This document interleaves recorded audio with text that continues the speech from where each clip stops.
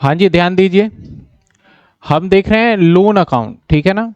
चाहे आपका रिटायरमेंट में हो, चाहे आपका डेथ वाले चैप्टर में हो, लोन अकाउंट बनाने का प्रोसीजर सेम रहेगा। पहले समझते हैं लोन अकाउंट जब बनाएंगे तो हमें क्या कॉन्सेप्ट फॉलो करना है। अब सिंपल सा मैं अगर आपको एग्जांपल लूं तो ये मेरा लोन अकाउंट बनाने का लेजर का एग्जैक्टली सेम फॉर्मेट रहता है। जो अभी तक आपने लेजर का फॉर्मेट देखा हुआ है वही होगा। जैसे कि डेट हो गया, इधर ध्यान दीजिए, इधर डेट हो गया, पर्टिकुलर हो गया, अमाउंट हो गया, डेट हो गया, पर्टिकुलर हो गया, अमाउंट हो गया, ठीक है। तो ये हमारा ये है। और ये हमने क्या बोला कि ये कौन सा अकाउंट होगा। अब लोन है तो लोन का नेचर हमारा अगर देखें तो दैट इज लाइबिलिटी। क्या होता है, और लाइबिलिटी हमेशा क्रेडिट साइड से प्लस होगा और डेबिट साइड से माइनस। अब लोन का प्लस होने का एक कारण है, और वो एक कारण लोन का प्लस होने का पता है क्या है, इंटरेस्ट। अगर हम अपना लोन ले लें और उस पर ब्याज पेमेंट करना बंद कर दें या ब्याज ना दें तो मेरा लोन बढ़ता जाएगा, ठीक है। तो सिर्फ इंटरेस्ट की वजह से, पेनल्टी की वजह से लोन बढ़ जाता है। और लोन का कम होने का एक रीजन है, अगर आप उसको पेमेंट करते जाओगे टाइम पे उसकी किस्तों को, तो वो क्या होगा, घटता जाएगा। अब जब कभी भी लोन लेते हैं ना, तो लोन लेने के बाद जब हम पेमेंट करते हैं तो उसके अंदर हम क्या करते हैं, ईएमआई। आपने नाम सुना होगा ईएमआई, जो मंथली इंस्टॉलमेंट होता है, इक्वल मंथली इंस्टॉलमेंट। तो होता क्या है कि एक किस्त बना दी जाती है।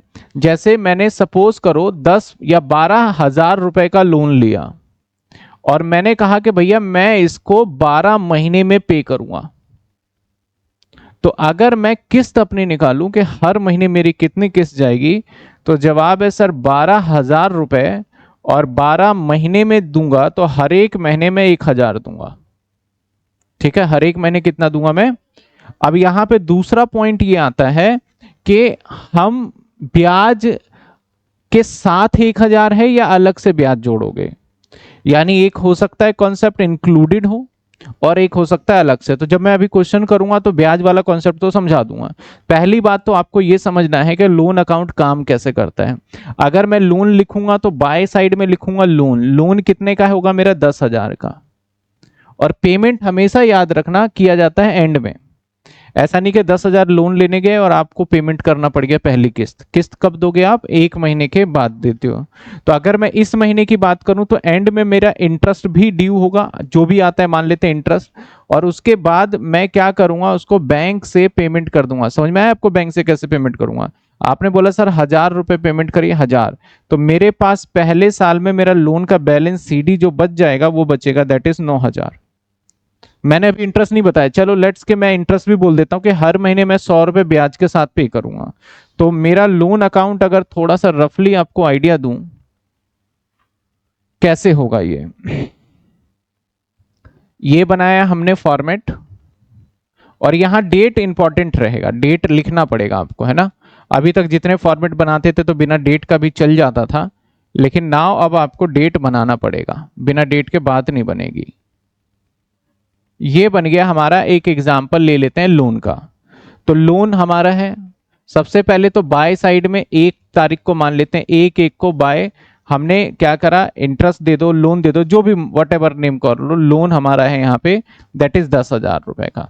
अब साल के एंड में ब्याज जाएगा, या मंथली होगा तो मंथ के एंड में, और ईयरली होगा तो साल के एंड में। और साल के एंड कब होगा हमारा, मान लेते हैं 31/3 को, बाय इंटरेस्ट ड्यू होगा। पहले इंटरेस्ट कितना दूंगा मैं, तो अगर 1 साल इस लोन को मैं अपने पास रखूं तो मुझे 10 हजार नहीं देना, 10,100 देना पड़ेगा, क्योंकि साल का मेरा 100 रुपए का क्या है, ब्याज भी है। फिर हम एंड में ही 31 तारीख को जैसे ही होगा उसका ईएमआई दे देंगे। तो ईएमआई कैसे देंगे, हम बैंक से देंगे, तो टू बैंक कर देंगे हम, क्योंकि घट जाएगा। और ये हमारा ईएमआई चला जाएगा। ईएमआई कितने का जाएगा मेरा, 10,000। जैसे 10,000 12,000 था, सॉरी यहाँ मैंने 10 लिख दिया गलती से, ये 12 होगा, ठीक है। मैंने 10 लिख दिया था, ये क्या होगा 12। अब मेरा किस्त कितने की जाएगी, 1000 रुपए महीने की किस्त और प्लस 100 रुपए ब्याज, तो मैं यहाँ पे लिखूंगा 1100 रुपए मेरी किस्त गई। तो अब मेरे पास फाइनली क्या देखोगे, मेरे पास 11,000 रुपए बच जाएंगे बैलेंस सीडी। ये हो जाएगा 12,100 और ये हो जाएगा 12,100, उसमें से 1100 माइनस करोगे तो टू बैलेंस क्या बचेगा हमारा, सीडी। और ये फिर से 1/4 को अगले साल क्या बन जाएगा, बाय बैलेंस बीडी। कितने बन जाएंगे, 11,000 रुपए बन जाएंगे। फिर इस साल का एंड होगा तो एंड में क्या करेंगे, बाय इंटरेस्ट। और इंटरेस्ट मैंने बोला हर बार का 100 रुपए रहेगा। और फिर से हम क्या पे करेंगे यहाँ पे, ईएमआई 1100 कहाँ पे करेंगे, टू में या बाय में, टू में पेड करेंगे। टू आपका बैंक से जाएगा ना, ईएमआई 1100 रुपए। इस तरीके से हमारा बैलेंस सीडी पता है कितने बच जाएगा, 10,000। तो ये कब तक करना होगा, पूरे 12 महीने तक ये काम करना होगा। तो जितने साल का, 12 महीने कह लो या फिर 12 साल कह लो, जितने टाइम का किस्त होगा उतने टाइम का आपको लोन अकाउंट बनाना है। तो loan account very simple, by side से स्टार्ट होगा। अगर कोई इंटरेस्ट है तो बाय में ही आ जाएगा, और अगर पेमेंट होगा तो कहां से जाएगा हमारा, टू में। अब पेमेंट कुछ भी हो सकता है मैं पैसे दे दूं, हो सकता है मैं कोई सामान दे दिया मैंने उसको। तो अगर मान लो फर्नीचर दे दिया तो यहाँ पे टू में क्या लिख दूंगा, टू फर्नीचर लिख दूंगा। समझ में आ रही है बात आपको। अब हमारा सेकंड पॉइंट होगा, सर ब्याज वगैरह भी कैलकुलेट करना पड़ेगा। हाँ, ब्याज आपको कैलकुलेट करना पड़ेगा। मैं 2 एग्जांपल अभी कराऊंगा आपको, जिससे आपको ब्याज कैसे कैलकुलेट किया जाएगा वो आपको क्लियर हो जाएगा। तो देखिए हमारे सामने क्वेश्चन है और सीधा मैं लोन अकाउंट बना के ही कर दूंगा, फॉर्मेट बनाने की जरूरत नहीं है, क्योंकि आपको टेंटेटिव आइडिया लग गया है कि काम कैसे होना है। तो आइए, ये आपके सामने क्वेश्चन है और मैं इसको क्वेश्चन को थोड़ा और स्मॉल कर दूं। ये क्वेश्चन है, ठीक है, आप सबके बुक में भी क्वेश्चन होगा और मैं फॉर्मेटिंग भी बना लेता हूं, लोन अकाउंट का फॉर्मेट। अब यहां पे जो भी बोले, लोन बोल दे लोन बना लेंगे, एग्जीक्यूटर बोलेगा एग्जीक्यूटर बना देंगे, जैसे बोलेगा वैसे हम आंसर बना के एग्जामिनर को दे देंगे। बस आपको कॉन्सेप्ट की क्लैरिटी होना चाहिए कि क्या अमाउंट किधर लेंगे। कैलकुलेशन तो बड़ा आसान सा रहता है, कैलकुलेशन इतना दिमाग नहीं लगाना। इंटरेस्ट रेट दे रखा होता है, सब कुछ दे रखा होता है, कर लेते हैं हम। चलिए, ये हो गया हमारा डेट का कॉलम, ये पर्टिकुलर, ये अमाउंट, डेट, पर्टिकुलर, अमाउंट। आइए, कहता है X and Y and Z 3 partner है, एक एक्स पार्टनर है, एक वाई है, एक जेड है। प्रॉफिट एंड लॉस दे रखा है 3, 2 और 1। जेड रिटायर हो रहा है, तो यहां पे रिटायरमेंट के पॉइंट ऑफ व्यू से काम करेंगे हम। हालांकि चैप्टर कौन सा था, डेथ, लेकिन हम रिटायरमेंट के पॉइंट ऑफ व्यू से काम करेंगे। लोन दोनों में सेम ही कॉन्सेप्ट सेम रहता है, बस ऊपर के हेडिंग वेडिंग चेंज होनी है। जेड रिटायर हो रहा है 1 April. After the adjustment his capital account show a credit balance ₹1 lakh. और मैंने बोला कि भैया तुम्हें जेड, मैं तुम्हें 1 लाख रुपए दे दूंगा। बड़ी सिंपल सी बात है, जेड रिटायर हो रहा है, पैसे देने हैं, तो सवाल ने कैलकुलेट करके दे दिया कि जेड को देना कितना है हमें, 1 लाख रुपए। Z is to be paid 4 equal annual instalment. और Z को बोला गया कि भैया हम तुम्हें 4 इक्वल एनुअल इंस्टॉलमेंट में देंगे। इक्वल एनुअल इंस्टॉलमेंट मतलब तुम्हारे पैसे हम 4 सालों में लौटा देंगे। कहता है 31 मार्च 2022, जो कि स्टार्ट होगा 31 मार्च 2022। तो सीधी सी बात है, 2021 में इसका पैसा बना और हम साल के एंड में इसकी किस्त को देना चालू कर देंगे। अगर 21 में बना तो एंड क्या होगा हमारा, 31 मार्च 2022 ही होना है, तो वही बोल रहे हैं। अलॉन्ग विद इंटरेस्ट, मैंने बोला कि साथ में आपके इसके इंटरेस्ट भी देंगे 10%। प्रिपेयर जेड का लोन अकाउंट, और लोन अकाउंट बनाना है आपको, और paid amount due the firm close 31 March every year. हमें जब तक फर्म जो है अपना बिजनेस P&L जो बनाता है वो 31 मार्च को बनाता है, और एंड तक हमें पे करके दिखाना है। यानी कितने साल का बनाना है हमें, 4 साल का। अब सबसे मेन चीज, इंटरेस्ट किस पे निकलता है। इंटरेस्ट हमेशा याद रखना, जो इंटरेस्ट कैलकुलेट होता है हमेशा कैलकुलेट होता है आउटस्टैंडिंग अमाउंट पे।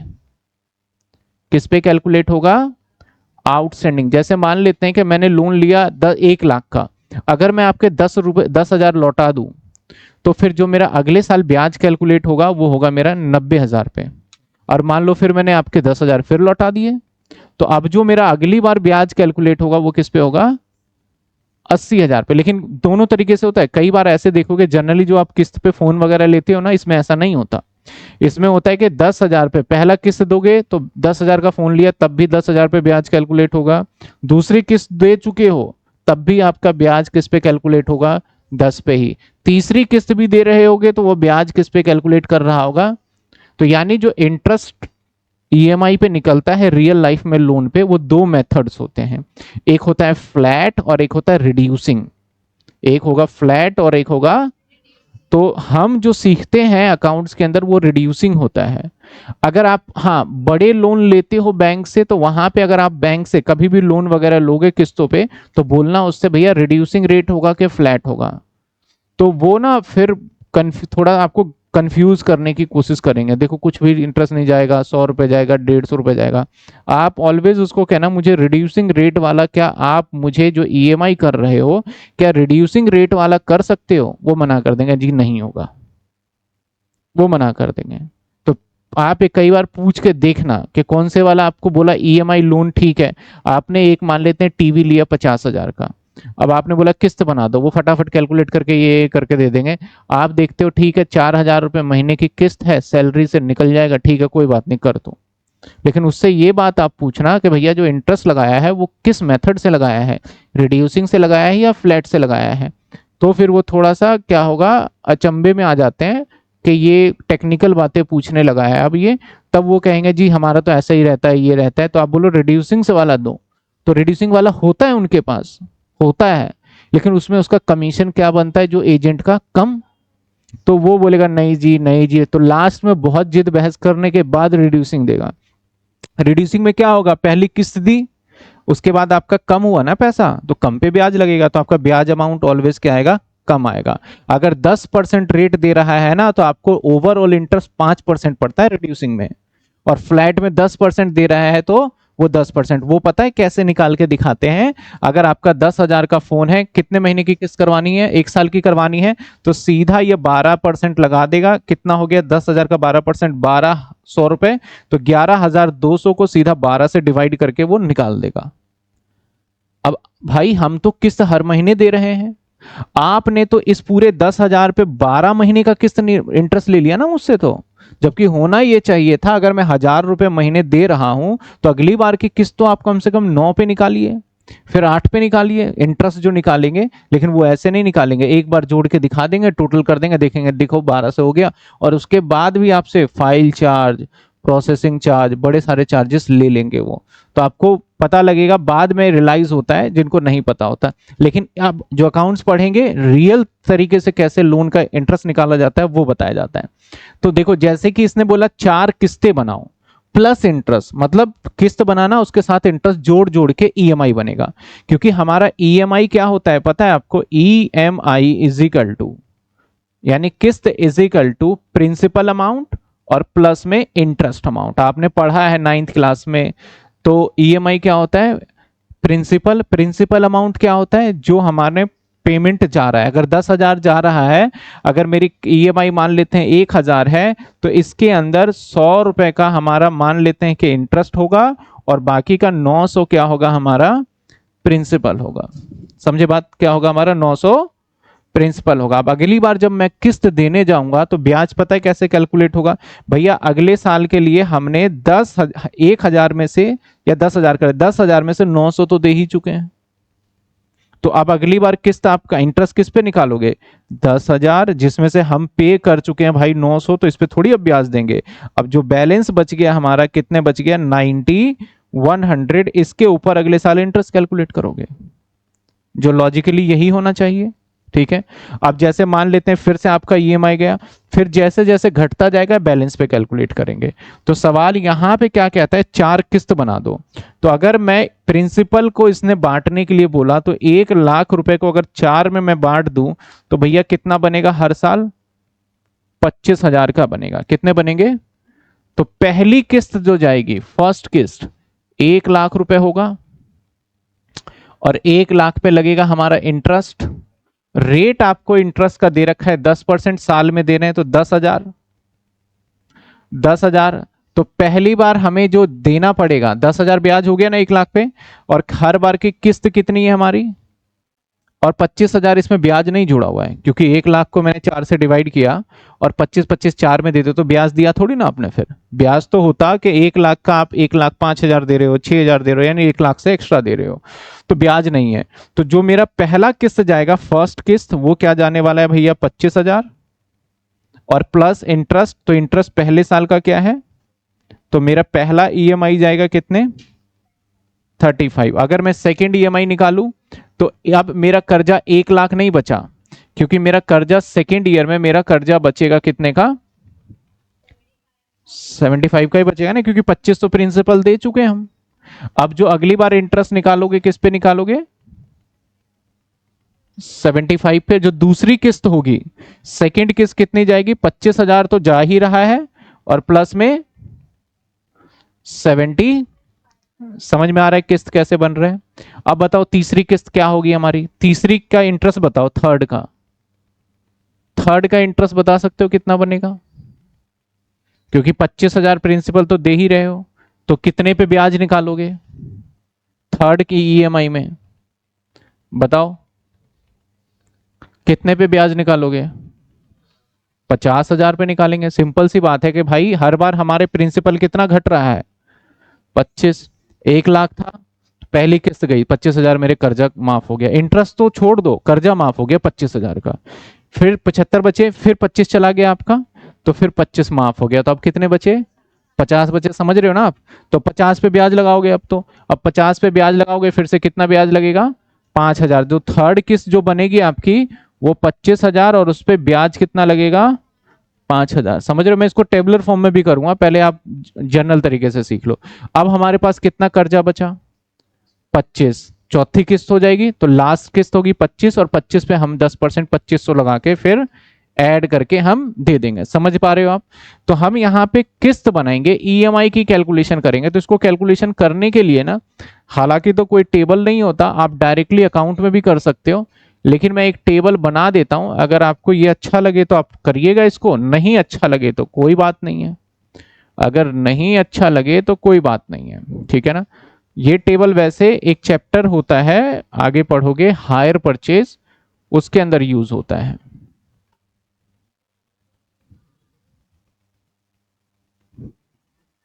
यहां टोटल लिख लेते हैं, ठीक है, इसको नीचे लिख लेते हैं टोटल। यहां पे लिख लेते हैं इंटरेस्ट, यहां पे लिख लेते हैं प्रिंसिपल, और यहां पे लिख लेते हैं ईएमआई, ताकि हमारे हर साल का इजीली बन जाए और हमें समझ में आ जाए। देखो पहले साल टोटल कितना बाकी, 1 लाख, ईयर भी लिख लिया मैंने, चलो यहां साइड में ईयर, पहले साल में 1 लाख। अब 1 लाख पे ब्याज निकालोगे आप, 1 लाख पे ब्याज कितना होगा, दैट इज 10,000। और आपने ईएमआई कैसे निकाला भैया, 1 लाख को सवाल कह रहा है कि 4 किस्तों में दो, तो आपका प्रिंसिपल कितने हो गए, तो इन दोनों को अगर जोड़ दोगे तो क्या बन गया, 35,000। सेकेंड ईयर में जब जाओगे तो आपने प्रिंसिपल 25 पेमेंट कर दिया, तो 1 लाख में से पहले आप अपना प्रिंसिपल माइनस कर दोगे, ब्याज माइनस होता नहीं है, तो बचा कितना आपके पास कर्जा। अब आप इंटरेस्ट किस पे दोगे, तो 75 पे कितना इंटरेस्ट होगा, और ये तो फिक्स है 25,000, तो 25 और ये कितने हो जाएंगे, 32,500। जैसे तीसरे साल में जाओगे तो 75 तो कर्जा था, लेकिन आपने पेमेंट भी तो कर दिया 25,000, तो बचे कितने, 50,000। अब ब्याज किस पे निकालोगे, 50,000 पे, कितने निकले, 5,000, और 25,000 ये तो कांस्टेंट रहेगा, तो किस्त कितनी बन गई, समझ रहे हो आप, ठीक है ना। इसके बाद हम और आगे जाएं, अगर एक साल और आगे चले जाएं, फोर्थ ईयर में, तो हमारा कर्जा कितना था, 50,000, जिसमें से आप पे कर चुके हो कितना, 25,000, तो बचा कितने, 25,000। ब्याज 25,000 पे कितने जाएंगे, और किस्त आपकी कितनी है, टोटल हो गया 32,000, नहीं 2500 हो जाए, 27,000, 27,500, ये लाइन पूरा ड्रॉ कर लेना। तो ये हमें एक टेंटेटिवली वर्किंग नोट कह लो या एक क्लियरिटी, आप जैसे मर्जी करो। एग्जामिनर कभी नहीं बोलता कि ये टेबल बनाओ, एग्जामिनर कभी नहीं बोलेगा वर्किंग नोट बनाओ, आप नॉर्मल कर सकते हो। अब एक मैं अकाउंट के अंदर भी करके दिखा दूंगा सेम आपको। तो सबसे पहले लोन जो था जेड का लोन, किसका अकाउंट बन रहा है, ये जेड का लोन बन रहा है ना। अगर मैं जेड के लोन की बात करूं तो 1 तारीख की लोन है ना, 1/4/2022, 1/4/2021 का लोन है। और बाय साइड में लिखोगे आप, क्या लिखोगे आप, जेड कैपिटल, क्योंकि लोन कहां से आएगा, कैपिटल से आएगा ना इसका। तो जेड का कैपिटल कितने रुपए का, 1 लाख का। अब जैसे ही साल का एंड होगा 31/3/22, तो पहले आप इसके अंदर इंटरेस्ट ऐड करोगे। तो पहले साल का इंटरेस्ट क्या है, 10,000 है आपका। और वैसे नहीं पता चल रहा तो 10% है, तो इसी पे निकालोगे ऑलवेज, क्या हो गया 10,000। और ईयर एंड में ही 31/3/22 में ही आप टू बैंक से पेमेंट कर दोगे। बैंक से ईएमआई चला गया, मैं ईएमआई लिख रहा हूं, एग्जाम में नहीं लिखना आपको। तो कितने हो गए, 11 नहीं 35,000। कितना पेमेंट कर दिया, बस 1 साल कंप्लीट, तो 1 साल का टोटल भी कंप्लीट करोगे आप। जैसे डेप्रीशिएशन करते थे ना, याद है ना, 1-1 साल का करते थे, ऐसे यहां पे ये भी होगा। टोटल हो गया 1,10,000। ये क्या हो गया, 1,10,000। यहां पे क्या आ गया, टू बैलेंस सीडी। सीडी कितना आ गया, माइनस करोगे तो 70। और सीडी का डेट क्या होगा, ये भी 31/3। अब ध्यान दो, एक ऐसा डेट है जो कि साल का शुरू का डेट है, बाकी सब पे कौन सा डेट है, एंड का, क्योंकि इंटरेस्ट भी लास्ट में कैलकुलेट होगा, ईएमआई भी लास्ट में जाएगा, और बैलेंस सीडी भी कब बचेगा, लास्ट में। अब इसे हम 1 तारीख को 1/4/2022 को क्या कर देंगे, टू बैलेंस क्या करेंगे, और बीडी जो आएगा वो क्या आ जाएगा, और फिर 31/3/23 में 2 लिख दिया मैंने इधर,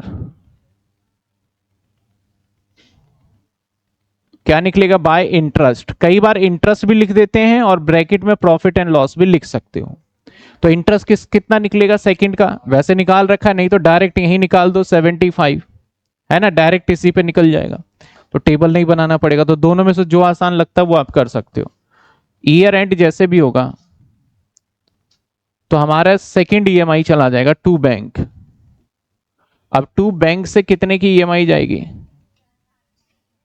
मैंने वैसे वहां पे निकाला हुआ है 32,500, और वो भी 31/3/23, और 31/3/23 को ही मेरा क्या आ जाएगा, टू बैलेंस सीडी। तो पहले इसको टोटल कर लेते हैं, तो 77,000 नहीं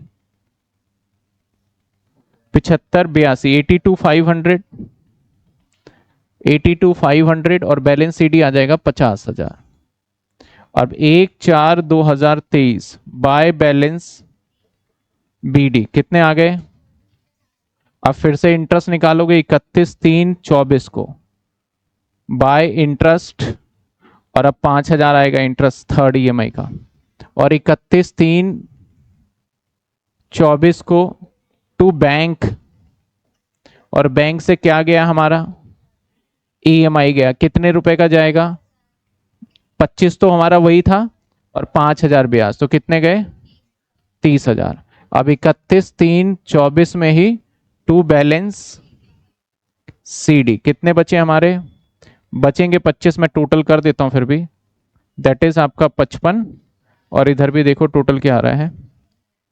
लास्ट ईयर में कोई बैलेंस सीडी नहीं निकलेगा, क्योंकि लास्ट ईयर में फुल्ली पेड हो जाता है। अब लास्ट ईयर हो गया 1/4/2024 बाय बैलेंस बीडी कितने रुपए, 25,000, और इसके ऊपर 31/3 को इंटरेस्ट कितने 2500, और तीसरी ईएमआई चले जाएगी बैंक से, लास्ट ईएमआई कितनी चली गई 27,500। डेट क्या आएगा 31/3/25। अब टोटल देखोगे तो 27,500, और यहां भी क्या आ गया 27,500। ये था हमारा लोन अकाउंट। तो सिंपल है, बहुत ज्यादा मुश्किल नहीं है। हाँ, बस इंटरेस्ट कैलकुलेशन के तरीके अलग हैं। ये वाला तो वो था, अलग से इंटरेस्ट निकाला। कई बार क्या होता है, इंक्लूडेड इंटरेस्ट हमें ईएमआई बना के दे देता है, तो उसको कैसे करेंगे वो भी देखेंगे। पहले बताओ इस वाले क्वेश्चन में किसी को डाउट? ये क्लियर हो गया कैसे निकाला हमने, कैसे इंटरेस्ट निकाला, कैसे डेबिट कैसे क्रेडिट, और लास्ट में ऑलवेज क्या हो जाएगा, दोनों साइड इक्वल हो जाएगा। अगर क्वेश्चन कहता है कि आप सिर्फ 2024 तक ही बनाओ, तो हम यहीं पे छोड़ देते, बाकी बैलेंस बीडी करके छोड़ देते कंटिन्यू में, ठीक है ना। आगे देखते हैं, क्वेश्चन नंबर 2 देखते हैं। एक और क्वेश्चन है आपके बुक का ही, यही है। इसमें देखो मैं आपको ना इसके अंदर का इंटरेस्ट कैलकुलेट करके ईएमआई बना दूंगा, बाकी अकाउंट में पोस्टिंग करना तो बहुत इजी है। कहता है यहां पे X Y and Z 3 partner है, और जेड रिटायर हो रहा है हमारा। आफ्टर द एडजस्टमेंट कैपिटल कितने का है, 1 लाख का है, और 1 अप्रैल 1/4/2022 को रिटायर हो रहा है। Z is paid 2 annual equal instalment end of the year. अब कहता है कि भैया इसे 2 किस्तों में दिया जाएगा, और क्या कहता है, देखो क्या कहता है, Z is to paid in 2 annual equal instalment at the end of each year 37,500 each including interest 10% पर annum on outstanding balance each year the balance include interest in the 3rd year. अब ये line क्या कहता है, एक बार फिर से पढ़ के बता देते हैं आपको। पहले यहां तक तो समझ में आ गया। इसके अंदर अब क्या कहता है, Z to be paid, Z को जो पेड होगा 2 एनुअल इक्वल इंस्टॉलमेंट, मतलब 2 किस्तों में देंगे पैसे इसको। ऐसा नहीं है कि भैया आप 4 बार में देंगे, पिछले सवाल में कितने बार दे रहे थे, अब बोल रहा है 2 में देंगे। तो 2 किस्तों में अगर हम देखें तो यहां पे 1 लाख को अगर 2 से डिवाइड करें तो भैया एक बार तुझे दे दूंगा मैं 50,000, और फिर दूसरी बार मैं तुझे दे दूंगा 50,000। सवाल कहता है equal instalment at the end each year of 37,500 each including interest. कहता है इसके अंदर ऐसा ईएमआई बनाना है आपको जिसके अंदर ये इंटरेस्ट क्या हो जाए, ईच ईयर इंक्लूड हो जाए, यानी आपका 37,500 रुपए जो है वो ईच ईयर इंटरेस्ट इंक्लूड हो जाए। इंटरेस्ट रेट कहता है 10% होगा on outstanding balance each year and balance including interest in the 3rd year. और जो बैलेंस इंक्लूड होगा 3rd ईयर का मतलब है लास्ट। अब 3rd ईयर कहां से आया, कहता है जो हमारा पेमेंट जाएगा, क्योंकि पहले साल तो हमारा ड्यू हुआ, और पेमेंट स्टार्ट कब से किया है इसने, to be paid in 2 equal instalment, date दिया है कि इसने पेमेंट स्टार्ट कब से हुआ है, इंटरेस्ट नहीं, 1 अप्रैल 2022 को तो लोन था, अब इसका पेमेंट का भी डेट देता है आपको, is to be paid annual equal instalment end of the each year.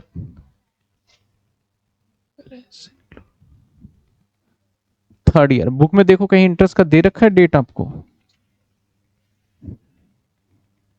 नहीं दे रखा, सेम ही है, चलो कोई नहीं। अब मैं इसका एक टेबल बना के इंटरेस्ट का कैलकुलेट कर देता हूं। पहले साल कहता है जो ये दे रखा है 37,500, 37,500 ये पता है क्या है, ये है ईएमआई, मतलब इंक्लूडिंग इंटरेस्ट, जो आपकी हर साल एंड में किस्त जाएगी 37,500 की। फिर दूसरी किस्त भी कितनी जाएगी, टोटल करोगे तो कितना हो जाएगा, अगर 37,500 और 37,500 को टोटल करते हैं तो क्या हो जाएगा, यहां पे भी 2 एनुअल इक्वल इंस्टॉलमेंट ही बोला है, ठीक है, ठीक है। इसके बाद आगे क्या कहता है, ये पहली किस्त हो गई, ये दूसरी किस्त हो गई, ध्यान देना ध्यान देना क्या कहता है, पहली किस्त दूसरी किस्त। अब ये जो लास्ट वाली लाइन है ये क्या कहना चाह रहा है, एक बार फिर मैं आपको समझा दूं।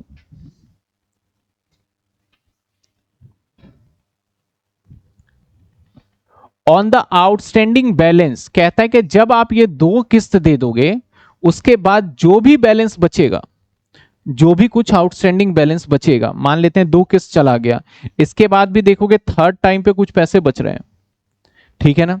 लेकिन जो 37,500 है ये क्या है, इंक्लूडिंग इंटरेस्ट है, और ये भी 37,500 क्या है, इंक्लूडिंग इंटरेस्ट है, कुछ बैलेंस हमारा बचेगा, तो जो भी बैलेंस थर्ड ईयर में होगा इसके अंदर इंटरेस्ट को पेड करना और पेमेंट कर देना। आप इसको ऐसे समझो, मैं फिर से टेबल के फॉर्म में समझाऊंगा तो ज्यादा इजीली समझ में आ जाएगा। 37,500 में इंटरेस्ट जुड़ा हुआ है या नहीं है ये बताओ। इंक्लूडेड है भाई, वो किस्त जो है ऊपर में दो एनुअल इंस्टॉलमेंट बोल के ना थोड़ा कंफ्यूज किया इसने। दो एनुअल इंस्टॉलमेंट का मतलब है कि दो किस्तें तो ये वाली जाएंगी और बाकी किस्तें हमारी जैसे आप बनाओगे वो वाली जाएंगी। मतलब अभी देखो समझ में आ जाएगा। अब मैं टोटल एक बार ड्यू लिख लूं यहां पे, भाई टोटल बकाया कितना है हमारा 1 लाख, और मेरा ईएमआई कितना जा रहा है, ईएमआई कितना जा रहा है 37,000, और अगर मैं इंटरेस्ट 10% लेके चलूं तो मैं अगर इंटरेस्ट निकालूं तो कितना होगा, इंटरेस्ट 10,000 ही होगा ना। तो आप मुझे क्या प्रिंसिपल बता सकते हो यहां, इन दोनों का जो भी डिफरेंस होगा, मैं कह रहा हूं कि इंटरेस्ट इतना है प्लस प्रिंसिपल मिला के तो ये बनता है। तो अगर मैं प्रिंसिपल पूछूं तो क्या आ जाएगा 27,500, 27,000। पहले साल आपका जो पेमेंट गया 27,500 ही तो गया, बचा कितने 27,500 माइनस करिए 1 लाख पे माइनस 72,500, यानी दूसरे साल इंटरेस्ट, दूसरे साल का ईएमआई कितने हैं 37,500। समझ में आ रहा है, ये तो खुद ही बोल रहा था इंक्लूडिंग इंटरेस्ट है, तो दूसरे साल का ब्याज इस पे निकल रहा होगा 7200, समझ रहे हो, इस पे निकल रहा होगा 7250।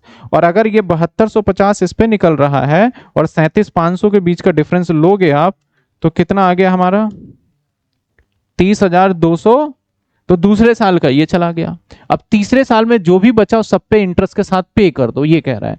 तो अगर मैं थर्ड ईयर में जाऊं, ये वाला फर्स्ट ईयर है, ये सेकेंड ईयर हो गया, अब थर्ड ईयर में जाऊंगा तो भाई 72,500 में से मैंने 30,050 तो पेमेंट ही कर दिया ना 72,500 में से, तो बचा कितने हमारे 42,250। इसके ऊपर 10% का ब्याज, तो 10% का ब्याज क्या होगा 42,225, लास्ट में 5 आएगा, ये ब्याज आ गया। और थर्ड ईएमआई ये नहीं बता रहा कितना है, ये नहीं बता रहा, बोला ब्याज के और जो भी बचा बैलेंस पे कर दो। तो भाई प्रिंसिपल तो पूरा ही पे करना होगा जो कि होगा 42,225, इन दोनों को जोड़ दोगे तो क्या आ जाएगा आपका 46,475, क्या आ जाएगा 46,475।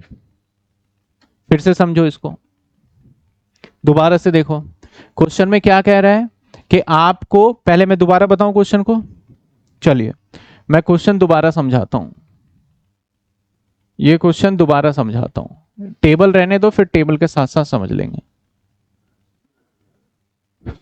क्वेश्चन में कहता है हमारा x y और z इसके अंदर डेथ हो गया और इसका लोन जो है वो 1 लाख, यहां तक हर स्टूडेंट को क्लियर है 1 लाख रुपए। अब ये कहता है कि भाई हम यहां पे जो कहता है कि capital show credit balance 1 April to be paid 2 annual equal instalment. अब 2 एनुअल इक्वल इंस्टॉलमेंट यहां से थोड़ा मतलब ये निकलता है कि जैसे पिछले सवाल में क्या बोला गया था यहां पे कि आफ्टर द कैपिटल के बाद क्या कहता है पेड 4 इक्वल एनुअल इंस्टॉलमेंट। तो यहां पे जब 2 बोला तो हमारे दिमाग में क्या क्लिक किया कि 1 लाख डिवाइडेड बाई 2, यही क्लिक हुआ हमारे दिमाग में। तो फिर आगे बढ़ते हैं, क्या कहता है, कहता है instalment at the end of each year जो कि होगा 37,500। तो अब इसका मतलब क्लियर है कि 37,500 की अगर किस्त बता रहा है ये, तो 2 तो नहीं हो सकता भाई, क्योंकि 2 करेंगे तो 1 लाख तो पूरे ही नहीं होंगे उसके। अब कहता है ये 37,500 रुपए जो है इसमें ब्याज जुड़ा हुआ है, इंक्लूडिंग इंटरेस्ट कितना जुड़ा हुआ है 10%। एंड द आउटस्टैंडिंग बैलेंस 2 साल के बाद, यानी पहले साल का दे दिया आपने 37,500, दूसरे साल का भी किस्त चला गया 37,500, इसके बाद भी कुछ आपका बैलेंस बचेगा, बचेगा या नहीं बचेगा, उस बैलेंस को कैसे करोगे, इसमें ब्याज जोड़ करके आप पे कर देना। इसका कहने का मतलब ये है and the end balance including interest third year में पेमेंट कर दो। पहले क्वेश्चन समझ में आया। तो 2 ईएमआई नहीं है इसके अंदर, कितनी ईएमआई हो गई हमारी 3 हो गई। तो अब हमने इसको जब कैलकुलेट करना स्टार्ट किया तो कैलकुलेशन में हमने क्या देखा कि भाई पहला साल था हमारा 1 लाख का, तो भैया ब्याज तो कुछ भी कर लो इसी के ऊपर लगेगा 10,000, और आप मुझे ईएमआई बता रहे हो 37,500। तो अगर आपको ब्याज पता है, आपको ईएमआई पता है, तो दोनों के बीच का डिफरेंस जो आएगा वो प्रिंसिपल आ जाएगा। पहले ये समझ में आया लाइन। तो पहले साल में हमने क्या करा, पेमेंट कर दिया होगा प्रिंसिपल इतने रुपए का 27,500। तो दूसरे साल में जब जाएंगे तो मेरे ऊपर कर्जा जो बचा, वो जो लाइबिलिटी बचा वो 72,500 का ही था। समझ में आई बात आपको? तो दूसरे साल जो मेरे ऊपर लाइबिलिटी है 72,500, उसी पे ब्याज दूंगा मैं। तो दूसरे साल जो लाइबिलिटी है 72,500, उसके ऊपर जब मैं ब्याज दूंगा तो 10% के हिसाब से 7250 बनेगा। और दूसरे साल का ईएमआई भी पता है हमें, तो हमने दूसरे साल का क्या निकाल लिया, प्रिंसिपल निकाल लिया। समझ में आया? पहले 2 साल पहले चेक करो, ये दोनों साल समझ में आया? आ गया प्रिंसिपल कैसे निकला? क्लियर है यहां तक? अब जब तीसरे साल आए तो तीसरे साल मैंने देखा कि ये प्रिंसिपल पेड करने के बाद बचा हुआ बैलेंस इतना ही है जो मुझे पेमेंट करना है। कितने बैलेंस देना है? 42,200। तो लेकिन बोला इस जो बैलेंस बचा है उसमें इंटरेस्ट जोड़ दो और पेड कर दो। तो इसके ऊपर अगर मैं इंटरेस्ट लगाऊं तो कितना बच गया? 4225 रुपए। तो अगर इस दोनों को मैं जोड़ दूं, मैंने इधर लिख दिया प्रिंसिपल, दोनों को जोड़ दूं तो मेरा ईएमआई क्या बन गया? 46,000। तो हमारा पहला किस्त ये जाएगा, दूसरा ये जाएगा, तीसरा ये जाएगा। पहले किस्त का इंटरेस्ट, दूसरे किस्त का इंटरेस्ट, तीसरे किस्त का इंटरेस्ट। और लोन अमाउंट आपका कितना हो गया? 1 लाख रुपए। जब आपको ये सारी जानकारी पता चल जाए तो अकाउंट में प्लॉट करना बहुत आसान हो गया। अब तो अकाउंट में बाय 1 लाख लिखोगे, ब्याज 10,000, फिर बैंक से पेमेंट, सारी चीजें हो जाएगा। क्लियर है? हो जाएगा क्वेश्चन ये? ठीक है। तो मेन था इसके अंदर इंटरेस्ट का वर्किंग नोट समझना और करना। ठीक है ना? तो चलिए अब आप नोट करिए, और नोट करने के साथ साथ फिर हम आगे देखेंगे। नोट करिए ये लोन। अभी एक पैटर्न और लोन का है, जब वो साल में 2 किस्तें दे दे तब कैसे करेंगे। 2 किस्तें आ जाएगी साल में, तब कैसे किया जाएगा।